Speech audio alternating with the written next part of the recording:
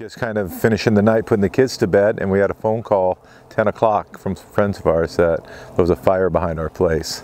So we drove out, took a look, and it was in Atlas Peak. It was coming pretty quickly.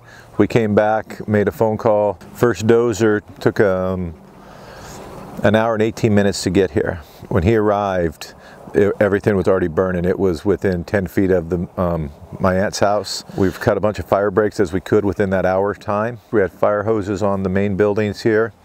With Jason Lawrenson, he runs our farming operations. He came in and he had called for equipment, and then fortunately, you know, my son-in-law came in, and then about 6 or 8 of our guys and the kids, our kids. So by that time, it was at the back door of our house. We pushed all that fire out. We got it under control, or burned through.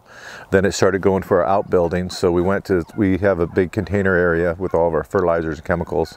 We went to that next.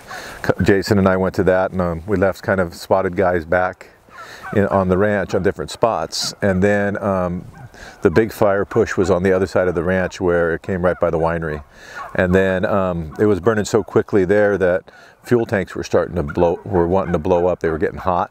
And so the dozer's operator, Matt, he shoved dirt over the top of the tanks and then pushed all the trees over. When the trees hit the ground, our guys, there was 3 or 4 of our guys, they turned around and climbed the trees and put them out with fire extinguishers. So then once we got this ranch under control, it took about probably 4 or 5 hours. We got this ranch, it was still burning, but it wasn't like a raging firestorm that was coming through. So we moved down to James Cole Winery and started pushing around all the yards and everything there.